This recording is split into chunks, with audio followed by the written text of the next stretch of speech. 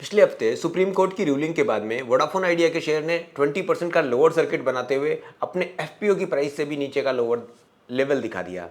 और ये जो सिचुएशन बनती है ये इन्वेस्टर्स को पैनिक कर देती है। और बेसिकली आइडिया जैसे शेयर्स के अंदर सबसे ज़्यादा जो पब्लिक है ना वही घुसी हुई है, रिटेलर ही घुसे हुए हैं। इसी वजह से जब भी रिटेलर का एक साइकोलॉजी होता है, क्योंकि वो सिर्फ भाव के खिलाड़ी होते हैं, जब भी कभी भाव नीचे आएगा तो वो पैनिक करेंगे। और ऑब्वियसली बात भी पैनिक जैसी ही है।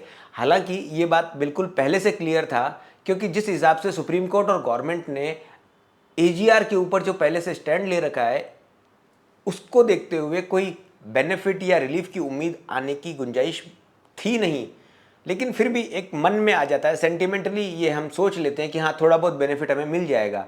अभी गवर्नमेंट भी चाहती है बेसिकली, क्योंकि government is the major shareholder in the Vodafone Idea, कि वो जो बेनिफिट है वो थोड़ा सा इनको मिल जाए। लेकिन चूंकि मैटर अभी कोर्ट में जा चुका, अभी अगर गवर्नमेंट भी बोलेगी तो कंटेम्प्ट ऑफ कोर्ट हो जाएगा।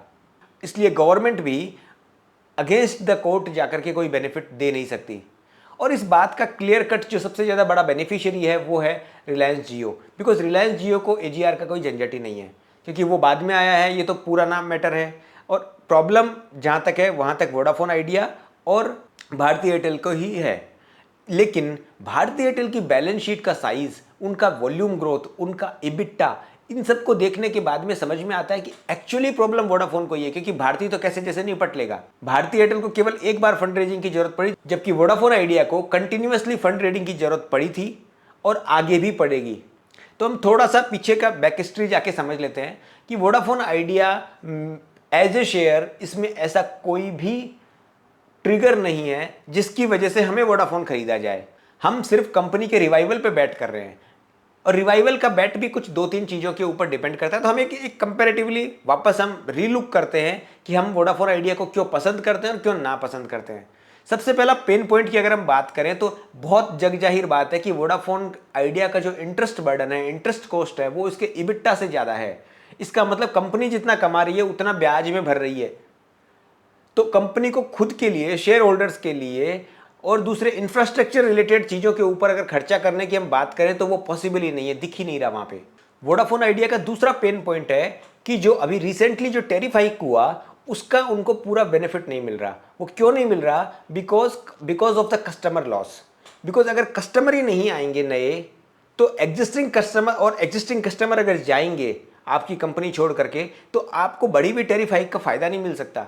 जबकि टैरिफ हाइक एक बहुत ही बढ़िया जबरदस्त चीज थी टेलीकॉम कंपनियों के लिए, लेकिन उसका फायदा इबिट्टा तक पहुंचना बहुत जरूरी है। और वो कब पहुंचेगा? जब आपके कस्टमर गेन आएंगे, कम से कम रिटेन होंगे, और नहीं तो नए कस्टमर जब आपके पास जुड़ेंगे तभी वोडाफोन आइडिया को बढ़ी हुई टैरिफ हाइक का फायदा मिलेगा। और इसी बात को लेकर के एक खबर भी आई थी वीकेंड के ऊपर कि वोडाफोन आइडिया अपने इंफ्रास्ट्रक्चर डेवलपमेंट के लिए अपने कुछ वेंडर्स से, जैसे नोकिया और सीमेंस से, इनसे कुछ करार कर रहा है, कुछ एग्रीमेंट कर रहा है नए इक्विपमेंट परचेज करने के लिए। But problem is from where the money will come. पैसा कहां से आएगा? उस पैसे के लिए वोडाफोन आइडिया के हम पॉजिटिव की बात करते हैं तो सबसे बड़ी इंपॉर्टेंट बात जो है वो फंड रेजिंग की है।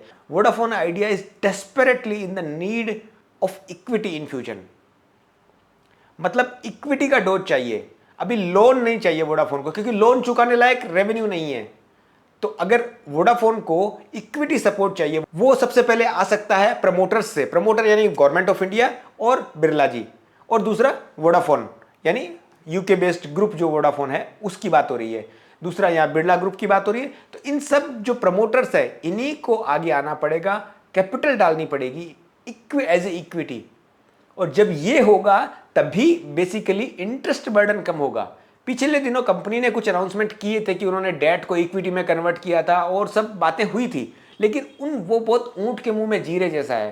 बिकॉज लगभग 2-2.5 लाख करोड़ का कर्जा है। उस कर्जे के ऊपर अगर हम इंटरेस्ट की बात करते हैं तो वो इंटरेस्ट ही नहीं चूक रहा। और दूसरी एक सबसे इंपॉर्टेंट पॉजिटिव जो बात है हम मान सकते हैं वोडाफोन आइडिया के केस में, वो ये है कि गवर्नमेंट एक क्लियर इंडिकेशन दे रही है, क्योंकि उन्होंने अपने कर्जे को भी इक्विटी में कन्वर्ट किया। वोडाफोन आइडिया में एक मेजर शेयर होल्डर गवर्नमेंट है, और गवर्नमेंट ये इंडिकेशन दे चुकी है कि टेलीकॉम मार्केट ड्यूओपोली नहीं होगा। मतलब सिर्फ 2 कंपनियों का मार्केट नहीं होगा, तीनों कंपनियों को सर्वाइवल के लिए गवर्नमेंट से अगर बेनिफिट नहीं मिले तो गवर्नमेंट से कोई किसी एक कंपनी को स्पेशल नुकसान भी नहीं उठाना पड़ेगा। और इसी वजह से हम इस कंपनी के ऊपर दांव खेल रहे, कंपनी के रिवाइवल के ऊपर, कंपनी के टर्न अराउंड स्टोरी के ऊपर। लेकिन टर्न अराउंड के लिए कुछ इंपॉर्टेंट पॉइंट्स होना जरूरी है जिनकी हमने डिस्कस किया, क्योंकि रेवेन्यू नहीं आएगी, सेल नहीं आएगी, इबिटा अगर पॉजिटिव नहीं होगा तो कंपनी रिवाइव नहीं कर सकती। इसलिए ऐसे केसेस के अंदर अगर हमारे को इन्वेस्ट किया हुआ है और करना है तो हमारे को कुछ चीजें बहुत ध्यान से रखनी पड़ती है। वो ये कि हम वोडाफोन आइडिया को 10, 12, 15 रुपए की कंपनी ना मान करके हमें ये समझे कि कंपनी की एंटरप्राइज वैल्यू 3 लाख करोड़ और मार्केट कैपिटलाइजेशन भी लगभग 50-60 हजार करोड़ के आसपास की है और इसके ऊपर 2-2.5 लाख करोड़ रुपए का कर्जा है।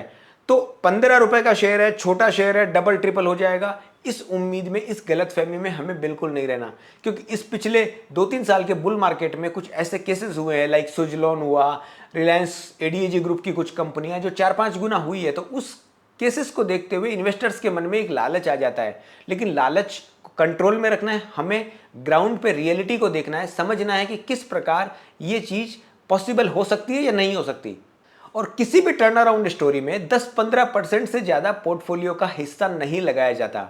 हम यहाँ पे ट्रेडिंग बेट की बात ही नहीं कर रहे हैं, हम कोई डेरिवेटिव पोजीशंस की बात ही नहीं कर रहे। अगर आपको डेरिवेटिव पोजीशन लेनी है, ट्रेडिंग पोजीशन लेनी है, तो वो तो आपको अपना रिस्क एनालिसिस करना पड़ेगा ऑब्वियसली। लेकिन अगर आप फंडामेंटली बात कर रहे हैं, कंपनी में इन्वेस्ट करने की बात कर रहे हैं, तो टेक्निकली कंपनी ने एक बहुत बड़ा सपोर्ट लेवल भी तोड़ा था, क्योंकि एफपीओ की जो प्राइस है, 11 रुपए की जो प्राइस है, उसको तोड़ करके कंपनी नीचे आई।